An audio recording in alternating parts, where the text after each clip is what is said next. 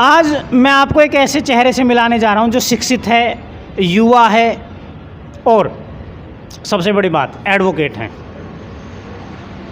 उनसे विकास के मुद्दों पर बात करेंगे और राजनीति में आने का कारण पूछेंगे और किसान आंदोलन पर बात होंगी और भी कई मुद्दों पर बात होंगी। मैं एडवोकेट सोनू परिहार जी से आपको मिलवाने जा रहा हूं। एडवोकेट साहब, आपका हमारे मौलिक भारत मंच पे और नेशनल एक्सपोज मीडिया पे बहुत बहुत स्वागत और धन्यवाद। सबसे पहले मैं उपाध्याय जी आपका और आपकी टीम का बहुत बहुत स्वागत करता हूं वार्ड 57 में मुस्तफाबाद विधानसभा में, हमारी पूरी वार्ड की टीम की तरफ से और हमारे विधायक जनाब हाजी यूनुस जी की तरफ से। आपने बहुत सारे सवालों का जो अक्सर उठा करते हैं अक्सर मीडिया में, उनका जवाब आपने बहुत अच्छी तरह खुद ही पहले बयां कर दिया, क्योंकि ये एक सच्चे और अच्छे पत्रकार की अपनी व्याख्या होती है। आपने कई बिंदुओं को कहा कि भाई आम आदमी पार्टी के जो नेतागण हैं, मुख्यमंत्री हैं, मंत्री हैं या विधायकगण हैं, वो बड़े सिंपल उसमें रहते हैं। ये सच्चाई है, क्योंकि आम आदमी पार्टी ही देश की ऐसी पहली पार्टी है जो राजनीति करने नहीं, राजनीति को बदलने आई है। और हमने और हमारे मुख्यमंत्री श्री अरविंद केजरीवाल ने, जो दिल्ली के हमारे मुखिया हैं, उन्होंने इस चीज़ को ज़मीनी स्तर पर करके दिखाया भी है। वीआईपी कल्चर की आपने बात कही। वीआईपी कल्चर के अंदर में हमारे मुख्यमंत्री पहले देश के ऐसे मुख्यमंत्री थे जिन्होंने बनते ही सबसे पहले अपने आदेश में ये पारित किया था, कोई भी एमएलए, कोई भी मंत्री या कोई भी अधिकारी रेड लाइट, जिसको संवैधानिक दर्जा नहीं है, मतलब संविधान में उसकी इजाज़त नहीं है रेड लाइट यूज़ करने की, वो यूज़ नहीं करेगा। और ऐसा ही उन्होंने किया। उन्हीं की कॉपी को करते हुए फिर पूरे देश में ये जो है आपने देखा होगा, उसका एक चलन चल गया कि अरविंद जी ने इतना अच्छा एक जो है एक बेंचमार्क स्थापित किया कि भाई एमएलए कोई भी रेड लाइट यूज़ नहीं करेगा और सिंपल तरीके से रहेगा। आज हमारे विधायक, हमारे एमपी, हमारे मंत्री, आप जाइए सिंपल तरीके से और उनका कुंडा खटखटाइए, वो आपका वेलकम करेंगे। आपको ये नहीं है कि आपको 4-6 दिन की अपॉइंटमेंट लेनी पड़ेगी या आपको पहले 4 जगह रोक लिया जाएगा कि क्या काम है क्या नहीं। ये हमारे आम आदमी पार्टी की, हमारे अरविंद केजरीवाल जी की, और ऐसे ही हमारे, अगर मैं पर्टिकुलर हमारे विधायक की बात करूं जो हमारे यहाँ के विधायक हैं, उनका स्वभाव, उनका आचार, उनका आचरण इतना अच्छा है कि वो इस वक्त हर किसी के दिलो दिमाग में छाए हुए हैं हमारे इस वार्ड में और विधानसभा के अंदर। जी सोनू परिहार जी, मेरा आपसे पहला सवाल जी कि आप शिक्षित हैं, युवा हैं और सबसे बड़ी बात बहुत ही सादा और सिंपल हैं और विचार आपके ऊंचे हैं, तो ऐसी क्या चीज़ रही जो आपको राजनीति में खींच के लाई? ये एक बहुत अच्छा आपने क्वेश्चन पुट अप किया है, बहुत अच्छा रखा है कि हमारे जो मुखिया हैं श्री अरविंद केजरीवाल जी, उनका, क्योंकि वो खुद वेल क्वालिफाइड हैं, अगर आप पूरे हिंदुस्तान के मुख्यमंत्रियों की लिस्ट निकालेंगे तो वो ऐसे मुख्यमंत्री होंगे जो सबसे ज़्यादा वेल क्वालिफाइड, सबसे ज़्यादा शिक्षित और सबसे ज़्यादा शिक्षा के बारे में सोचते हैं। उन्हीं का ये आह्वान था दिल्ली के अंदर कि आए, जब तक एक पढ़ा लिखा समाज सत्ता में नहीं आएगा और सत्ता में अपनी भागीदारी स्थापित नहीं करेगा, हम इस समाज में बदलाव नहीं कर सकते। अदर पार्टीज़ को आप देखेंगे कि जो जितना बड़ा क्रिमिनल है, जो जितना बड़ा भूमाफिया है, जो जितना बड़ा ड्रग माफिया है, वो उनको तवज्जो देते हैं। लेकिन हमारे दिल्ली के मुख्यमंत्री श्री अरविंद केजरीवाल से तवज्जो देते हैं शिक्षा को, सिंपलिसिटी को, अच्छे आचरण को। ये सबसे बड़ी खासियत है। और उन्होंने कहा कि जब तक पढ़ा लिखा तबका शासन में, और चाहे वो शासन स्टेट का हो या शासन वो निगम का हो या शासन वो देश का हो, तब तक हम जो है देश के भविष्य को हम जो है अच्छी तरीके से नहीं बना सकते। परिहार जी, मेरा आपसे दूसरा सवाल है, जैसे कि आपके संज्ञान में भी है, एक किसान आंदोलन हुआ, 380 दिन के करीब किसान आंदोलन चला, मौलिक भारत टीम ने उसको पूरा कवर किया 380 दिन। हमने वहाँ ऐसी परिस्थितियाँ देखी हैं कि एक आम इंसान जो शहर में रहता है वो सोच नहीं सकता किसानों की हालत के बारे में। किसानों ने आत्महत्याएं भी की, वो हमने खुद अपनी आंखों से देखी। अब आके क्या हुआ कि उत्तर प्रदेश में चुनाव आ गया और जो केंद्र सरकार है उसने वो अपने बिल वापसी ले लिए। तो कहीं ऐसा तो नहीं है कि एक चुनावी हापड़ तापड़ में, एक घबराहट में वो बिल वापसी ले लिए गए हैं? जी बिल्कुल ऐसा ही है। देखिए, क्योंकि मैं खुद कानून की दुनिया से संबंध रखता हूं, तो मैं उन कानूनों को बहुत अच्छी तरीके से जानता हूं। उपाध्याय जी, एक्चुअल में जो ये एग्रीकल्चर या फार्मर रिफॉर्म एक्ट जो लाए गए थे, ये फार्मर्स के रिफॉर्म या एग्रीकल्चर के रिफॉर्म्स के लिए कतई नहीं थे। रिफॉर्म्स इन द सेंस यानी कि उनकी उन्नति के लिए नहीं थे, ये सिर्फ देश के पूंजीपतियों की उन्नति के लिए थे। मैं आपको बताऊं, जिसके लिए पूरे देश में आक्रोश चला। हमारे किसान जो है, किसान भाई पूरे देश से आकर के हमारे दिल्ली में आए और वो दिल्ली में आने चाहते थे, लेकिन केंद्र सरकार ने उनको रोक दिया। लेकिन हमारे माननीय मुख्यमंत्री और हमारे तमाम विधायक जो हमारे दिल्ली के, उन्होंने उनका स्वागत किया, उनकी सेवाएं की। और ये बिल्कुल सही है कि इन्होंने आनन फानन में, क्योंकि अब 5 राज्यों के चुनाव नज़दीक हैं, इन्होंने देख लिया कि देश अब उबाल में है, जहाँ 700-800 किसान हमारे जो वहाँ शहीद हो चुके हैं, कि उसका बदला जो देश का किसान, जो देश का आम नागरिक है, वो वोट का बटन दबा करके लेगा। इसीलिए इन्होंने आनन फानन में उनको रिमांड बैक कर लिया। कानून की भाषा में उसको बोलते हैं रिमांड बैक। तो उसको उन्होंने वापस ले लिया और कह दिया कि हम इसको वापस लेते हैं। अगर वो कानून इतने ही अच्छे थे तो आपने पहले जनता के बीच क्यों दिए? सबसे पहला सवाल, क्योंकि उसमें कोई भी क्लॉज ऐसा नहीं था उपाध्याय जी जो कानून के हिसाब से किसान को उन्नति के लिए हो या किसानों के हक में हो। तो ये है इसमें मैंने कहना। परिहार जी, बात करें, जैसे कि आप जानते भी हैं कि करीब 750 किसान जो हैं वो अन्य कारणों से शहीद हो गए। सरकार कहती है कि हमारे पास कोई उसका लेखा जोखा नहीं है, जबकि सोशल मीडिया के जो पत्रकार हैं वो डायरेक्ट लाइव भी दिखा रहे हैं कि भाई ये किसान ने यहाँ मर गए, आत्महत्या कर ली हैं। वो कह रहे हैं हमारे पास एक भी किसान का आंकड़ा नहीं है। आपके देखिए, यहाँ मुझे हमारे देश के जो प्रधानमंत्री नरेंद्र मोदी जी, उनको अपनी सोच का दायरा बड़ा करना होगा। अगर किसी राज्य में किसी गाड़ी के नीचे कोई कुत्ता आके मर जाता है तो उसका वो उदाहरण कई अपनी रैलियों में देते हैं कि कुत्ता आ गया, मुझे दुख है। लेकिन यहाँ सर्दी में, गर्मी में, कोरोना जैसे काल में हमारे किसान भाई बहन, हमारे बुजुर्ग, वो यहाँ लाखों की तादाद में रहे और वो 700 से 800 की संख्या में शहीद हुए। लेकिन मुझे अफसोस है ये कहते हुए कि हमारे माननीय प्रधानमंत्री जो देश के हैं, उनके मुंह से उनके सम्मान में या उनके लिए थोड़ा सा भी दुख नहीं जताएगा। ये बड़ी जो है निराशाजनक बात है। एक क्वेश्चन और उत्तर प्रदेश से मैं आपसे करूँगा, फिर बात करेंगे दिल्ली की, कि उत्तर प्रदेश में आम आदमी पार्टी ने अपनी पूरी ताकत झोंक दी है और संजय सिंह जी वहाँ अभी चेहरा हैं, जो स्टार प्रचारक कह सकते हो आप। तो आने वाले चुनाव में आपके विचार से आम आदमी पार्टी की भूमिका आप कैसे देखते हैं उत्तर प्रदेश के अंदर? देखिए, इसमें कोई शक नहीं है कि आने वाले चुनाव में जहाँ जहाँ भी आम आदमी पार्टी जा रही है या चुनाव लड़ने का हमारे मुख्यमंत्री, हमारे मुखिया ने, दिल्ली के मुखिया ने निर्णय लिया है, वहाँ आम आदमी की सरकार पूर्ण बहुमत से आने जा रही है। चाहे वो उत्तर प्रदेश हो, चाहे वो गोवा हो या वो पंजाब हो, तो वहाँ आएगी। क्योंकि आम आदमी पार्टी ही देश की ऐसी पार्टी एक है जो सिर्फ और सिर्फ मुद्दों पर चुनाव लड़ती है। हमारे मुख्यमंत्री सीधे कहते हैं कि अगर मैंने दिल्ली में काम किया है तो आप लोग मुझे वोट दे देना यहाँ पे, और अगर मैंने दिल्ली में काम नहीं किया है तो आप मुझे वोट मत देना। कोई नेता ऐसा कह के दिखाए? वो नहीं कह सकता है। आम आदमी पार्टी सिर्फ एक ऐसी है जो शिक्षा पे चुनाव लड़ती है, जो स्वास्थ्य पे चुनाव लड़ती है, जो बिजली पानी पे चुनाव लड़ती है, लोगों के रोजगार के ऊपर चुनाव लड़ती है कि उनको रोजगार कैसे मुहैया कराया जाए, लॉ एंड ऑर्डर पे लड़ती है। बाकी चुनाव जो धर्म पे लड़ते हैं, जो अदर पार्टियाँ हैं, जातियों पर लड़ते हैं, मजहब पर लड़ते हैं। तो इनका कोई एजेंडा नहीं है, कोई इनका ब्लूप्रिंट नहीं है अदर्स पार्टी का कि ये किसी अच्छे मुद्दों पर चुनाव लड़े। बात करें कि आप चुनाव मैदान में लगभग उतर ही गए हैं, तो मेरा थोड़ा तीखा सवाल है मेरा आपसे कि जनता आपको वोट क्यों दे सोनू परिहार जी को?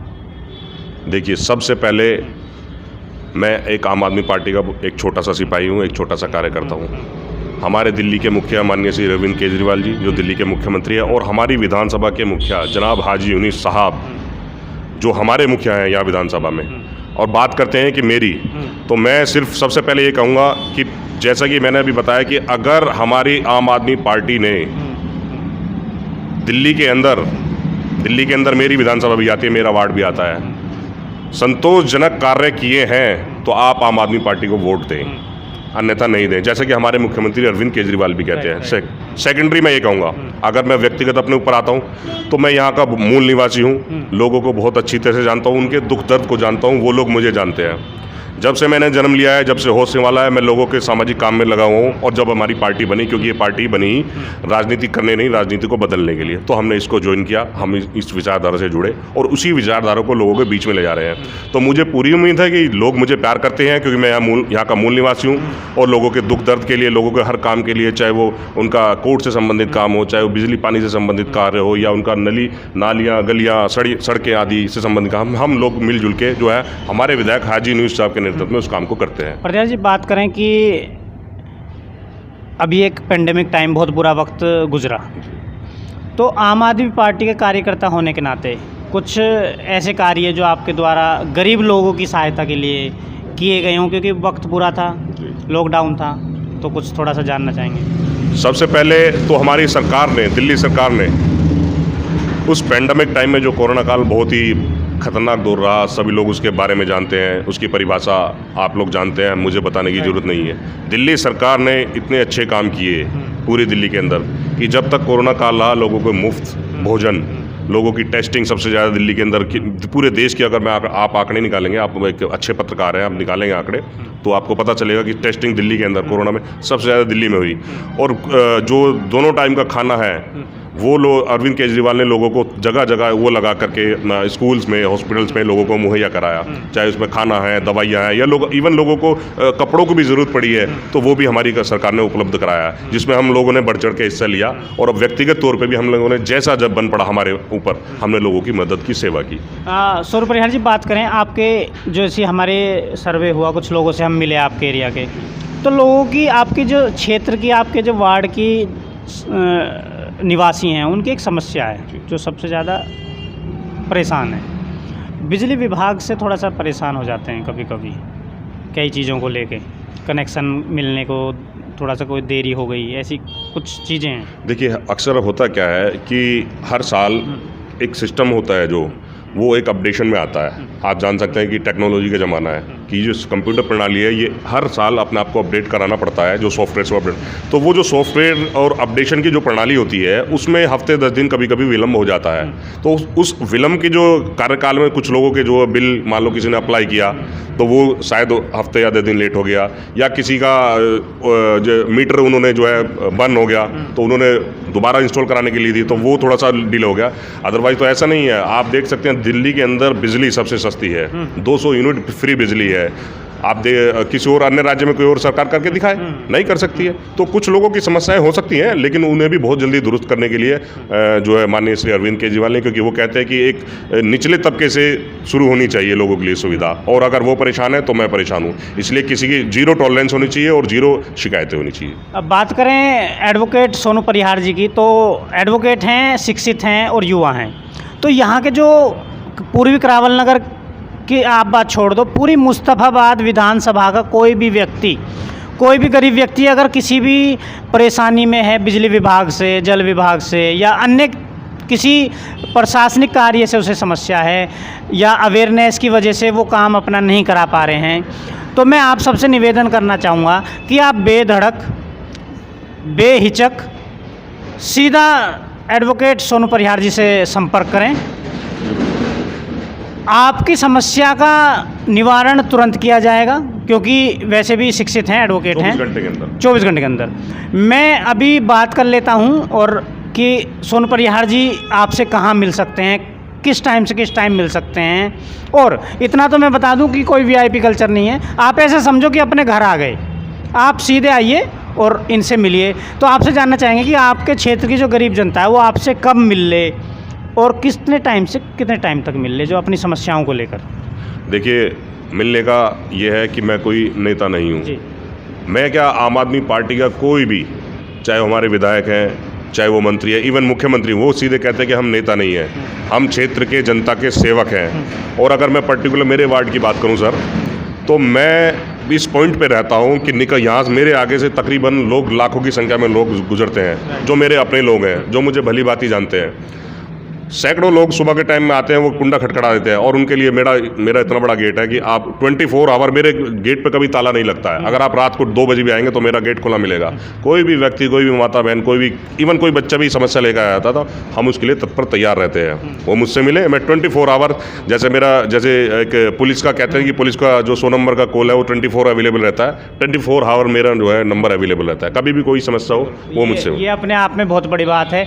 ऐसे शिक्षित लोग और एक आम जनता के लिए 24 घंटे तत्पर रहने वाले व्यक्ति इस राजनीति में बहुत ही कम मिलते हैं, जहाँ तक हमारा एक्सपीरियंस रहा है। और इस राजनीति का सबसे बड़ा दुर्भाग्य क्या रहा है कि जो शिक्षित और पढ़े लिखे लोग हैं वो इस राजनीति से जाते रहे और जो भ्रष्ट लोग हैं वो इस राजनीति के अंदर आते रहे। लेकिन वक्त अब वो आ गया है कि सोनू परिहार जी, जो एडवोकेट सोनू परिहार जी हैं, ऐसे लोगों को राजनीति में आने की ज़रूरत है। और जो आम जनता है उनको ऐसे लोगों को राजनीति में लाना चाहिए जो आपके दुख सुख में आपसे मिल सकें और बिना वीआईपी कल्चर के मिल सकें। और ऐसा नहीं है कि आपको ही सोनू परिहार जी के पास आना है, मुझे कॉल करें कभी कहीं, आप उन्हें कॉल करिए और आपके बिल्कुल दरवाजे पे सोनू परिहार जी पहुंचेंगे। जी बिल्कुल, कोई समस्या। और पूरी मुस्तफाबाद की विधानसभा की बात कर रहा हूँ मैं, ये ऐसा नहीं कि अपने एरिया में ही, पूरे मुस्तफाबाद विधानसभा में। मैं ठीक है एक जी, बात जी। को जोड़ना चाहूँगा। हमारे विधायक जो हैं हमारी मुस्तफाबाद के, जनाब हाजी यूनुस साहब जी, उन्हें हमारे मुस्तफाबाद विधानसभा के जनता आवाम इतना प्यार करती है, इतना प्यार करती है कि उसकी मैं आप व्याख्या नहीं कर सकता। उन्होंने सीधे शब्दों में कह रखा है कि मेरा हर एक कार्यकर्ता विधायक है। अगर मैं उपलब्ध नहीं हूँ तो जो पावर मुझे दी गई है आप उन पावरों का इस्तेमाल करिए, सही मायनों में सही उपयोग होने चाहिए, गलत नहीं। सही बात। तो ऐसा किसी भी पार्टी का नए विधायक या मंत्रीगण नहीं कर सकते। तो उन्हीं की ताकत है, उन्हीं की पावर है जो हम लोगों के काम करने में सक्षम होते हैं और लोगों को जो है एक संतोषजनक उनकी जो समस्या का जो है निवारण करते हैं, उन्हीं की पावर है। प्रिया जी, एक मेरा आपसे पर्सनल सवाल कि आप सामर्थ्यवान हैं तो आप भी वीआईपी कल्चर क्यों नहीं रखते? 2-3 गनर वनर रख सकते हैं, सामर्थ्यवान है। देखिए, ये एक बड़ी ख्वाबी चीज़ें होती हैं कि आप नेता हो गए तो आप जो है वीआईपी कल्चर लें, गनर लें या गाड़ियों का काफिला आपके पीछे हो। देखिए, सही मायने में अगर कोई ऐसा आदमी नेता बनता है तो वो नेता नहीं है। वो, अगर मैं थोड़ा आप शब्द मेरे ऐसे रहेंगे, वो मेरी नज़रों में वो लुटेरा होगा। और आम आदमी पार्टी का आप आज दिल्ली से लेकर के आज पूरे हिंदुस्तान में आम आदमी पार्टी के लोग वाहवाही कर रहे हैं। कोई भी नेता इस कल्चर में आपको नहीं मिलेगा, क्योंकि जो इस आम आदमी पार्टी से जुड़ता है वो सीधे सच्चे और नेक स्वभाव और भाव से जुड़ता है। उसे लोगों की सेवा करनी है, उसे अपना घर नहीं बनना है। तो ये आम आदमी पार्टी की खासियत है। ऐसा तो नहीं है कि चुनाव जीतने के बाद आप वीआईपी कल्चर को अपना लें? जी, बिल्कुल नहीं। मैं इस बात का जो है बिल्कुल खंडन करता हूँ कि मैं सिर्फ अपनी बात नहीं करता। उपाध्याय जी, आप देखें, आप दिल्ली के अंदर हमारे, अभी आपने जैसे बताया कि संजय सिंह जी का आपने उदाहरण दिया, हमारे जी देश के, अगर मैं देश के पटल से बात करूँ तो देश के इतने बड़े नेता हैं, वो लोग उन्हें जानते हैं कि संजय सिंह कौन है। आपने उनका इंटरव्यू किया, आपने देखा कि कितने सिंपल सिटी तरीके से आपका स्वागत किया होगा, कैसे आपको मिले होंगे। और आपने अन्य लोगों के सांसदों के, इवन एक किसी अन्य पार्टी के किसी जो कॉरपोरेटर है उसका, या क्या बोलते हैं, निगम पार्षद है, उसका भी आपने इंटरव्यू किया होगा, तो उसमें उनमें आपको ज़मीन आसमान का अंतर नजर आ गया होगा। तो ये हमारी आम आदमी पार्टी की खासियत है बहुत ज़्यादा। और ये तो हो ही नहीं सकता है कि आम आदमी पार्टी का कोई सिपाही अगर कल को किसी मुकाम पर पहुँचता है उसके अंदर कोई वीआईपी कल्चर आ जाए, ये नहीं हो सकता। बिल्कुल, उसकी गारंटी मैं पूरे देश में लेता हूँ। एक मेरा सवाल सोनू परिहार जी से कि ऐसी कौन सी चीज़ है आपकी लाइफ में जो आपको इतना सिंपल बनाती है? देखिए, मैं पर्टिकुलर अपने वार्ड की बात करूं सर, मैं यहाँ का मूल निवासी हूँ। ये गांव हमारा रहा है, मैंने यहाँ की समस्याओं को जिया है, झेला है। और जो लोग अब यहाँ आ गए हैं हमारे पास में, वो मेरे परिवार के हैं, मेरे घर के हैं, और अब वही इन समस्याओं को झेल रहे हैं। तो रही बात सिंपल सिटी की, क्योंकि जो आदमी जिस समस्या से गुजरता है ना सर, वो उसको भली भांति जानता है। तो स्वभाव अगर आपके अंदर जो है सेवा करने का होगा तो सिंपल सिटी आपके अंदर आई जाएगी, आपको खरीदनी नहीं पड़ेगी बाजार से। ये मेरा मूल मंत्र है बस। परिहार जी, बात करें कि जैसा कि किसान आंदोलन की मैं बात करने जा रहा हूँ, आम आदमी पार्टी ने काफ़ी सपोर्ट किया किसान आंदोलन। केजरीवाल जी ने स्पेशल ध्यान रखा जो किसान आंदोलन था, और ये भी ध्यान रखा कि किसानों को कोई समस्या नहीं हो। जो वहाँ सुविधाएं होनी चाहिए थी वो उन्होंने दी। बात करें कि किसान आंदोलन को बहुत ही दबाने की कोशिश की गई और बदनाम करने की कोशिश की गई। उनको खालिस्तानी, पाकिस्तानी, चाइना का एजेंट, और ये यहाँ तक कहा गया कि वहाँ पर बहुत गंदे काम चल रहे हैं। और ये काम जो किया, ये टीवी मीडिया, जो बड़ी मीडिया है, जो गोदी मीडिया आप कह सकते हो, और ऐसी पिक्चर बनाई कि जो आम जन है, देखने वाला, उसको ऐसा ही लगने लगा कि ये तो किसान नहीं है। तो एक सवाल तो मेरा ये कि इस किसान आंदोलन में गोदी मीडिया की भूमिका आपकी नज़र में क्या रही है? देखिए, आप जैसे पत्रकार, मैं दाद देता हूँ उपाध्याय जी आपको और आपकी पूरी टीम को, जो सच्चाई बयां करते हैं। आपने बताया कि आपने 30-35 ज़िले अभी कवर किए हैं और आपने मेरे पुराने जानकार भी रहे हैं, तो आपके स्वभाव को मैं जानता हूँ कि आप जैसे नेक और सच्चे जो मीडिया होना देश के अंदर आज लाजमी है। मैक्सिमम जो एरिया है मीडिया का, वो आज की तारीख में बिका हुआ है सर, डोंट माइंड, लेकिन मैक्सिमम जो एरिया है वो बिका हुआ है, जिसे हम गोदी मीडिया के नाम से जानते हैं। इनके लिए अलग से फंड रेज सेंट्रल गवर्नमेंट करती है, जैसे एक बजट होता है ना किसी चीज़ का, शिक्षा का इतना, फौज का इतना, या अन्य इतना, इनके लिए अलग से फंड रेज होता है कि इनको हम मीडिया को इतना देंगे, आप हमारे फेवर की जो कवर कीजिए और उसमें जो है न्यूज़ चलाइए। तो ये गोदी मीडिया है, ये वही करेगी, वही दिखाएगी जो सेंट्रल की गवर्नमेंट चाहेगी। और अब आपने बात कही कि जो किसान आंदोलन को दबाने की, तो ये सच्चाई है, क्योंकि जो लैंड रिफॉर्म एक्ट जो लाया गया था, या फार्मर रिफॉर्म एक्ट जो लाया गया था, वो सिर्फ पूंजीपतियों को जेबों को भरने के लिए लाया गया था सर। उसमें किसान हित कहीं नहीं था, क्योंकि मैं खुद जो है एक एडवोकेट हूँ, मैंने बहुत अच्छे तरीके से उसको पढ़ा है। तो ये बिल्कुल झूठ है कि किसानों के फेवर का था, और ये चाहते थे कि चाहे वो खालिस्तानी कह के इनको, चाहे पाकिस्तानी कह के, या आतंकवादी कह के, कि इनको यहाँ से भगा दिया जाए, डरा दिया जाए, धमका दिया जाए, लेकिन वो मेरे देश का अन्नदाता है, वो डरने वाले और भागने वालों में से नहीं था। प्रिया जी, बात करें जब किसान आंदोलन बिल्कुल टूट गया था, किसान भी वाकई में टूट गए थे, एक रात ऐसी आई कि टूट गए थे और दब गए थे, तब हम जैसे पत्रकार मैदान में कूदे और उन्होंने इस किसान आंदोलन को इतनी बड़ी चिंगारी दी कि किसान आंदोलन की जो जीत हुई है, उसमें किसानों की तो जीत हुई है, हम अपनी जीत भी मानते हैं। तो हमारे बारे में आपके क्या विचार हैं, और ऐसा क्या हुआ है कि हम जन जन तक पहुँचने में कामयाब रहे हैं? देखिए उपाध्याय जी, कहा जाता है कि लोकतंत्र में मीडिया एक चौथा स्तंभ होता है, लेकिन मैं ये जरूर कहूँगा वो चौथा स्तंभ आप जैसे सच्चे और नेक और आपके जैसे चैनल जो पत्रकार हैं, जो मीडिया हाउसेज जो हैं, ये स्तंभ आपके लिए होता है। ये स्तंभ उनके लिए नहीं है जो बिकाऊ मीडिया है, जो गोदी मीडिया के नाम से करोड़ों रुपए का फंड रेज होता है। ये जीत और सिर्फ आपके जैसे जो और सैकड़ों पत्रकार जो दिन रात किसानों के लिए लगे रहे, जिन्होंने ग्राउंड जीरो से सच्चाई को बयां किया, ये उनकी जीत है, और इसमें आपके लिए बहुत ज़्यादा श्रेय आप लोगों को जाता है। बहुत बहुत धन्यवाद आपका। एक मेरा आपसे सवाल कि जो आपके वार्ड की जनता है, निवासी हैं, मैं भगवान कहता हूँ, जनता को भगवान कहता हूँ, तो वो भगवान जो आपके क्षेत्र के निवासी हैं, वो आपको अपना प्यार देते हैं जी, और ख़ासकर गरीब व्यक्ति भगवान ही होता है। वो जिस साइड भी चलता है निस्वार्थ चलता है, तो वो गरीब व्यक्ति, वो भगवान आपको अपना प्यार दें और वोट दें और आप विजयी होते हैं। और मौलिक भारत भी यही चाहता है कि आप जैसे लोग ही सत्ता में आएँ जो गरीबों को सुने। तो ऐसा पहला कार्य क्या रहेगा आपका उन गरीब लोगों के लिए, उन भगवानों के लिए, जो आप जीत के बाद करना चाहेंगे? देखिए, हमारा क्षेत्र जो है, अगर मैं मेरे वार्ड की बात करूं तो सर, हमेशा से ही, चाहे वो यहाँ कांग्रेस के विधायक रहे हैं या बीजेपी के विधायक रहे हैं, उन्होंने यहाँ से हमेशा सौतेला व्यवहार किया है। हमारे क्षेत्र में अगर आप देखेंगे वार्ड में, तो एक भी पार्क नहीं है अभी तक, एक स्कूल अच्छा नहीं है, कोई कॉलेज नहीं है, कोई अच्छा हॉस्पिटल नहीं है, क्योंकि इन लोगों ने सिर्फ और सिर्फ विकास के नाम पर अपनी जेबें भरी। जो फंड आता था उसको ये लोग मिली भगत से डकार जाते थे। इन्होंने जनता की सेवा बिल्कुल, तो ये 4-5 मेरे मुख्य मुद्दे रहेंगे। सबसे पहले शिक्षा का, जो हमारे माननीय उप मुख्यमंत्री डिप्टी सीएम साहब कहते हैं कि शिक्षा पर अधिक जोर होना चाहिए।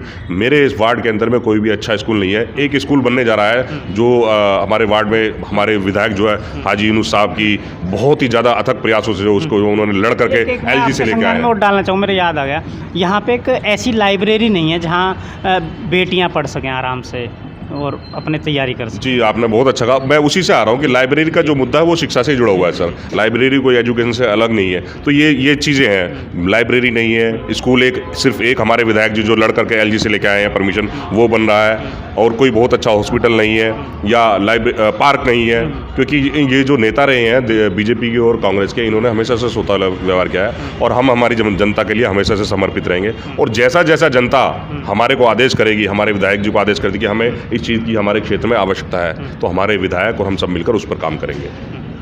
एक लड़कियों के लिए एक लाइब्रेरी की व्यवस्था मैं चाहता हूँ कि आप जीत के आएँ तो ज़रूर करें।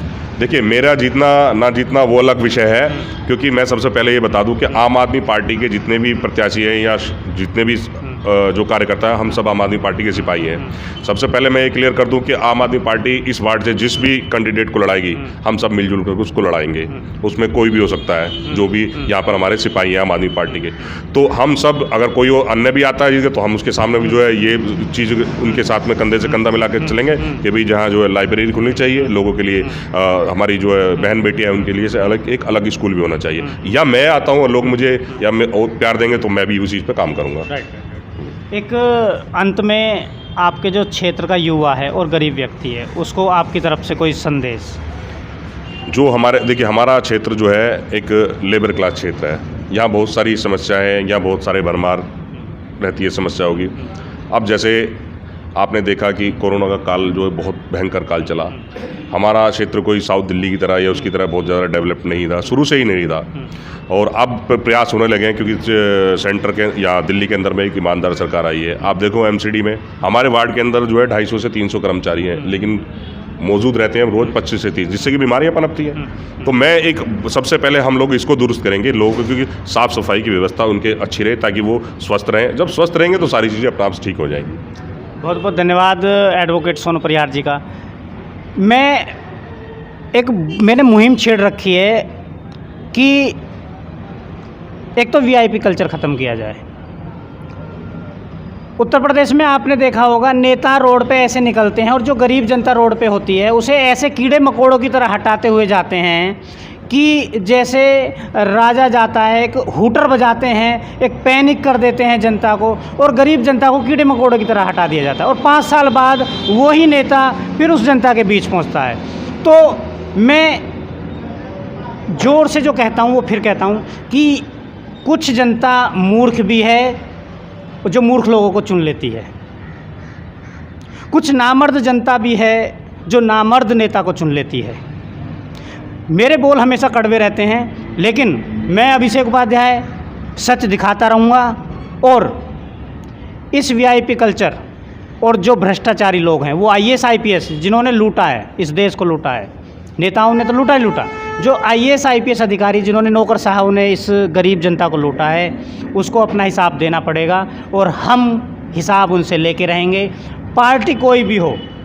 मैं ये चाहता हूँ कि डॉक्टर सोनू परिहार जैसे लोग जो ईमानदार और वीआईपी कल्चर से दूर हैं, ऐसे लोगों को सत्ता में लाया जाए।